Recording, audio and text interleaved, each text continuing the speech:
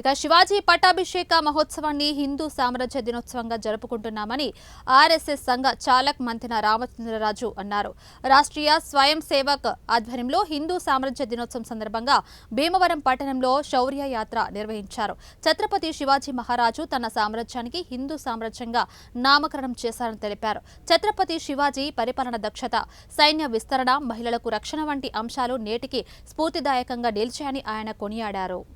గల అధిక పరంపర, రకరకాలుగా అనేక రకాల గొప్ప మనస్తత్వాలు కలిగిన ఈ పరంపరకి హిందుత్వం అనేది పర్యాయ పదం. ఈ హిందుత్వం అనేది మనం అధికంగా గౌరవించుకోవడానికి, అధికంగా గుర్తించుకోవడానికి ఇది ఒక బలమైన కారణం. ఈ రోజున ప్రపంచం అంతా కూడా పాశ్చాత్య దేశాలు హిందూ జీవన విధానం వైపు చూస్తున్నాయి. మనమంతా కూడా ఈ సమయంలో మన ఎన్నికల సమయంలో కూడా మన ఐకమత్యాన్ని మనం చాటుకున్నాము. ఈ రోజున సమాజానికి దేశభక్తి, ఆధ్యాత్మికత అలవరచవలసిన అవసరం ఎంతైనా ఉంది. ఈ మంచి వాతావరణానికి మనం అందరూ కలిసి పనిచేస్తే తప్పనిసరిగా భారతదేశం తిరిగి విశ్వగురు స్థానాన్ని సాధించిన దానిలో ఏమాత్రం సందేహం లేదు.